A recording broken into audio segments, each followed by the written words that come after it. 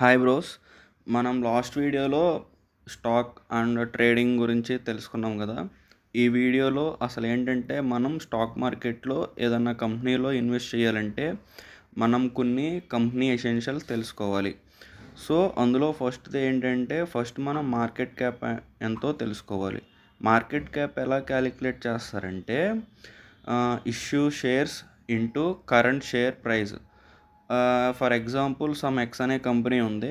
ఆ company 1,00,000 shares issue చేసింది and current price వచ్చేసి 10 రూపీస్. ఇప్పుడు మనం ఎలా క్యాలిక్యులేట్ చేయాలి? 1,00,000 ఇంటూ 10 ఈక్వల్ టు 10 lakhs. అంటే ఆ కంపెనీ మార్కెట్ క్యాప్ ఎంత అనేది 10 lakhs. ఓకే. సో చేసిన తర్వాత అసలు మార్కెట్ క్యాప్లో కూడా టైప్స్ ఉంటాయి అన్నమాట. అంటే మార్కెట్ క్యాప్ బట్టి స్టాక్స్ అనేది టైప్స్ మారుతూ ఉంటాయి. లైక్ స్మాల్ క్యాప్ స్టాక్ అనేది మనం ఎలా ఐడెంటిఫై చేస్తామంటే బిలో 5,000 crores అనమాట. అంటే మనం క్యాలిక్యులేట్ చేసిన తర్వాత బిలో 5,000 crores ఉన్న స్టాక్ అనేది 5,000 crores. కొంచెం ఈ స్టాక్స్తో కొంచెం మనం జాగ్రత్తగా ఉండాలి, ఎందుకంటే గ్యాంబుల్ ఎక్కువ జరిగేది ఇలాంటి స్టాక్స్ దగ్గరే. తర్వాత మిడ్ క్యాప్ స్టాక్స్ అంటారు. మిడ్ క్యాప్ స్టాక్స్ అనేది బిట్వీన్ 5,000 to 20,000 crores అనమాట. అంటే లైక్ అప్కమింగ్ అనమాట. అంటే ఈ స్టాక్స్లో చాలా కొంచెం స్కోప్ ఉంటుంది పెరగడానికి. And next large cap stocks అంటే దీని మార్కెట్ క్యాప్ 20,000 crores అబోవ్ ఉంటుంది అనమాట. ఇది ఆల్రెడీ లైక్ మార్కెట్లో వాళ్ళు ప్రూవ్ చేసేసుకుని ఉంటారనమాట. సో వీళ్ళు రెవెన్యూ అనేది అట్ యావరేజ్గా అవుతానే ఉంటుంది, ఏదన్నా బిగ్ అప్ అండ్ డౌన్స్ వస్తే తప్ప. ఇప్పుడు నెక్స్ట్ చూసుకోవాల్సింది పిఈ రేషియో అనమాట. పిఈ అంటే ప్రైస్ టు ఎర్నింగ్ రేషియో. దీన్ని ఎలా క్యాలిక్యులేట్ చేస్తారంటే PE equal to current market price of a share by earning per share. ఇప్పుడు ఫర్ ఎగ్జాంపుల్ సమ్ ఎక్స్ అనే కంపెనీ ఉంది. ఇష్యూ షేర్స్ అనేవి 2 lakhs. కరెంట్ స్టాక్ ప్రైస్ వచ్చేసి each share 100 rupees. Profit per year వచ్చేసి 30 lakhs. అయితే దాన్ని calculate చేస్తే ఈ అంటే ఎర్నింగ్ పర్ షేర్, ఈ equal to profit per year divided by issue shares. E equal to 3 lakhs by 2 lakhs equal to E equal to 15. PE equal to 6.6 వస్తుంది. So ఇది depending upon the sector, industry బట్టి మారుతూ ఉంటుంది. For example అదే IT industry PE ratio అనేది 32. Suppose ఇప్పుడు మనం Infosys PE చూసుకుంటే 25 ఉంటుంది. అంటే మనం ఎలా చూడాలంటే ఇండస్ట్రీ పిఈ కన్నా కంపెనీ పిఈ తక్కువ ఉంటే కనుక ఆ కంపెనీ అనేది అట్ ప్రెజెంట్ చాలా మంచి వాల్యుయేషన్లో ఉందన్నమాట. అదే ఈక్వల్గా ఉంటే ఓకే. అదే ద సెక్టర్ పిఈ కన్నా అబోవ్ ఉందంటే కనుక మనం అది హై వాల్యూస్లో ఉందని మనం ఐడెంటిఫై చేయాలి. నెక్స్ట్ వచ్చేసి మనం పీబీ చూసుకోవాలన్నమాట, price to book ratio. Price to book ratio ఎలా క్యాలిక్యులేట్ చేస్తామంటే మనం PB equal to market price per share by book value. So మనం ఫస్ట్ బుక్ వాల్యూ క్యాలిక్యులేట్ చేయాలన్నమాట. Book value equal to total asset minus total liabilities divided by outstanding share. For example some X అనే company ఉంది. Total assets అనేది 5 lakhs, total liabilities అనేవి 4 lakhs, total shares వాళ్ళు issue చేసింది 5,000 అనమాట. Each share price అనేది 50 rupees. So మనం book value equal to divided calculate చేయాలి. తర్వాత మనం చేసిన తర్వాత పీబీ రేషియో అనేది 2.5 వస్తుంది. If PB ratio less than 1 ఉంటే కనుక the stock is under valued. అదే గ్రేటర్ దెన్ 1 ఉంటే కనుక ఓవర్ వాల్యూడ్. అదే పీబీ రేషియో నెగిటివ్లో ఉందంటే కనుక ఆ కంపెనీకి మోర్ అప్ ఉందన్నమాట. లైక్ ఆ కంపెనీ ఎప్పుడైనా కనుక లిక్విడ్ అయిపోతే కనుక మనకి పీబీ బుక్ వాల్యూ ఎంత ఉంటే అంత అమౌంట్ మనకు వస్తాయి. అదే మనకి పీబీలో నెగిటివ్ ఉంటే కనుక ఇంకా అది వాళ్ళు కట్టలేరు అనమాట, మోర్ డెట్ ఉంటుంది. సో అది చాలా వర్స్ట్ కంపెనీ అనమాట. సో అది చూడాలి. సో మనం ఇందాక చెప్పినట్టు ఇంకొకటి బుక్ వాల్యూ అనమాట. నెక్స్ట్ బుక్ వాల్యూ ఎలా క్యాలిక్యులేట్ చేస్తాం? Book value equal to total asset minus total liabilities divided by out standing ratio. ఇందాక చెప్పినట్టే ఫర్ ఎగ్జాంపుల్ ఎక్స్ అనే company total asset value 5 lakhs, total liabilities 4 lakhs, total share అనేది 5000, share price అనేది each share price అనేది 550 rupees. So the book value ఎంత దీనికి వస్తే 20 rupees. So if the book value అనేది గ్రేటర్ దాన్ షేర్ ప్రైస్ అనేది ఉండాలి, అప్పుడు ఆ షేర్ అనేది డిస్కౌంట్ ప్రైస్లో దొరికినట్టు. అదే కనుక book value less than share price అయితే ఆ షేర్ అనేది ఐదర్ ది గ్రోత్ అవుద్ది లేదా ఓవర్ వాల్యూడ్ అయిపోద్ది. సో అది కొంచెం మనం depending upon the company performance మనం అబ్జర్వ్ చేయాలి. నెక్స్ట్ డెప్ట్ టు ఈక్విటీ. డెప్ట్ టు ఈక్విటీ అంటే ఏంటంటే దాన్ని ఎలా క్యాలిక్యులేట్ చేస్తారు? Total debt by share holders equity. Share holders equity equal to net assets అనమాట.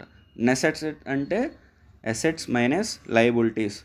ఫర్ ఎగ్జాంపుల్ ఒక కార్ కంపెనీ ఉంది, BYD కార్ ప్రైవేట్ లిమిటెడ్ అనే కంపెనీ ఉంది. ఆ కంపెనీ టోటల్ అసెట్స్ వచ్చేసి 90 lakhs. అదే టోటల్ లయబిలిటీస్ వచ్చేసి 8 lakhs. అదే టోటల్ డెప్త్ వచ్చేసి 2 lakhs. డెట్ ఎలా క్యాలిక్యులేట్ చేస్తాము? దాన్ని క్యాలిక్యులేట్ చేశాక డెట్ ఈజ్ ఈక్వల్ టు 2 వస్తుంది. అంటే BYD కార్ అనే కంపెనీ యొక్క డెట్ 2 అనమాట. అంటే 2 అంటే ఇట్స్ వెరీ కొంచెం హై అనమాట. అంటే ఎలా ఉండాలంటే ఏదన్నా కంపెనీ డెట్ రేషియో అనేది లెస్ దెన్ 1 ఉండాలి. లెస్ దెన్ 1 ఉంటే ఆ కంపెనీ అనేది ఓకే. అసలు 0 ఉంటే ఇట్స్ వెరీ ఎక్సలెంట్ కంపెనీ అన్నట్టు. గ్రేటర్ దెన్ 2 ఉంటే ఇట్స్ వెరీ హై అనమాట, హై డెట్. అది కొంచెం చూడాలి దాని పర్ఫార్మెన్స్ మనం. Okay. Next ROE, return on equity. దీన్ని ఎలా క్యాలిక్యులేట్ చేస్తారంటే return on equity equal to net income divided by share holder equity. Share holder equity equal to net assets. Net assets equal to assets minus liabilities. For example Tarun salt company అనేది ఉంది. దానికి net assets అనేవి 10 lakhs, net income అనేది 2 lakhs. So ROE equal to 2 lakhs by 10 lakhs equal to 1/5.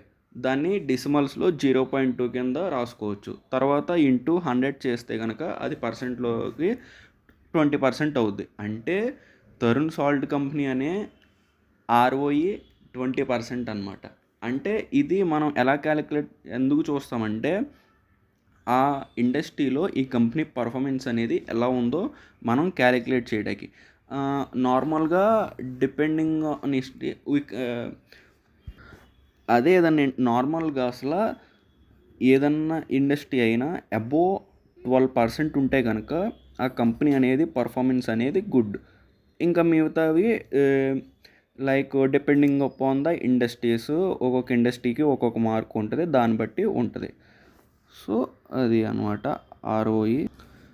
Next వచ్చేసి ROCE. ROCE అంటే return on capital employed. ఇదేంటంటే ఇప్పుడు మనం ఒక ఏదన్నా కంపెనీ పెట్టాము, ఆ కంపెనీ పెడతాకి మనం సమ్ అమౌంట్ అనేది మనం యూస్ చేస్తాం. ఆ యూస్ చేసినప్పుడు మనకు అది ఎంత వచ్చిందనమాట. అలా దాన్ని ఎలా అంటే suppose for example iron factory అని ఉంది. ఐరన్ ఫ్యాక్టరీ పెడతానికి నాకు 10 crores అయింది. అదే ఆ కంపెనీ నుండి నాకు అప్పటికి 1 crore ప్రాఫిట్ అనేది వచ్చింది. సో దాన్ని ROCE equal to 1 crore by 10 crore equal to దాన్ని పర్సంటేజ్లో చూసుకుంటే నాకు 10% వచ్చినట్టు అనమాట. సో అలాగా. నెక్స్ట్ వచ్చి మనం OPM, ఆపరేటింగ్ ప్రాఫిట్ మార్జిన్. దాన్ని ఎలా క్యాలిక్యులేట్ చేస్తారంటే operating profit margin equal to operating profit by revenue. Operating profit equal to revenue minus expense. For example మనం ఒక షుగర్ ప్రొడ్యూసింగ్ కంపెనీ అనుకున్నాం, AS షుగర్ ప్రైవేట్ లిమిటెడ్. దానికి net sale వచ్చేసి 10 lakhs అయింది. Raw material cost వచ్చి 1 lakh అయింది. Employees wages 2 lakhs అయినాయి. For marketing purpose 1 lakh అయింది. అదర్ ఎక్స్పెన్సెస్ 1 lakh అయింది. టోటల్ ఎక్స్పెన్సెస్ ఎంత అయింది? 5 lakhs. So operating profit equal to 10 lakhs minus 5 lakhs equal to 5 lakhs.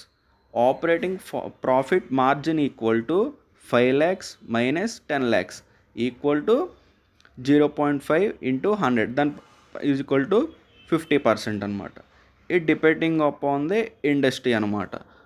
కొన్ని కంపెనీస్ 20% రావచ్చు, కొన్నిటికి 50 రావచ్చు, కొన్నిటికి 70 రావచ్చు. సో ఆ ఇండస్ట్రీని బట్టి మనం ఆ కంపెనీ పర్ఫార్మెన్స్ని మనం అలా ఓపీఎంని చూస్తామన్నమాట.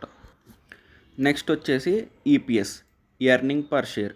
అసలు ఇది ఎలా ఎందుకు చూస్తామంటే ఆ కంపెనీ ఎంత ప్రాఫిట్ సంపాదిస్తుంది అనేది మనం క్యాలిక్యులేట్ చేస్తామన్నమాట. ఎలా?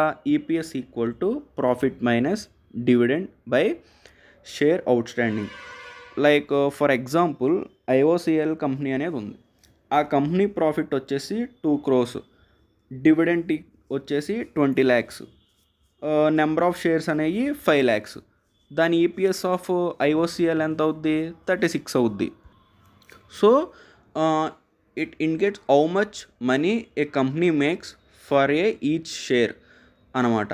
అదే హై ఈపీఎస్ ఉంటే దాని ఇండికేట్స్ ఏంటంటే ఆ కంపెనీ అనేది గుడ్ అనే. ఓకే, నెక్స్ట్ లాస్ట్ ఇదేంటంటే ఇప్పుడు షేర్ హోల్డింగ్ ప్యాటర్న్. ఇది కూడా చాలా ఇంపార్టెంట్. ఏదన్నా కంపెనీ అసలు ఫస్ట్ బ్లైండ్గా మనం షేర్ హోల్డింగ్ ప్యాటర్న్ బట్టి మనం ఫస్ట్ ఫిక్స్ అయిపోవాలి. అందులో అసలు ఏ టైప్ ఆఫ్ షేర్ హోల్డింగ్లో ఏ టైప్ ఆఫ్ ఉంటారు. ఫస్ట్ ప్రమోటర్స్ ఉంటారు. ప్రమోటర్స్ అంటే లైక్ అది ఓనర్స్ లేదా వాళ్ళు ఫస్ట్ నుండి ఇన్వెస్టర్స్ సంథింగ్ ఆ కంపెనీ వాళ్ళు అనమాట. నెక్స్ట్ ఎఫ్ఐఎస్ అంటే ఫారెన్ ఇన్వెస్టర్స్ అనమాట. Next DI domestic investors. తర్వాత రీటైలర్స్ లైక్ పబ్లిక్ మనం అనమాట. అదర్స్ అంటే అసలు పబ్లిక్ దగ్గర ఎంత తక్కువ షేర్ అయితే ఉంటుందో ఆ కంపెనీ అనేది బాగా గ్రో అవుట్ అవ్వడానికి అంత హై ఉందని ఒక ఇండికేషన్ ఫస్ట్ అది. ఓకే, సో మనం ఏదన్నా కంపెనీలో మనీ ఇన్వెస్ట్ చేసేటప్పుడు బేసిక్గా మనం ఇవన్నీ నోటీస్ చేసి చూడాలన్నమాట. సో నెక్స్ట్ వీడియో నుండి ఇండివిజువల్ కంపెనీ వైజ్గా మనం అనలైజ్ చేస్తాము. So please like, share, subscribe the channel. Thank you.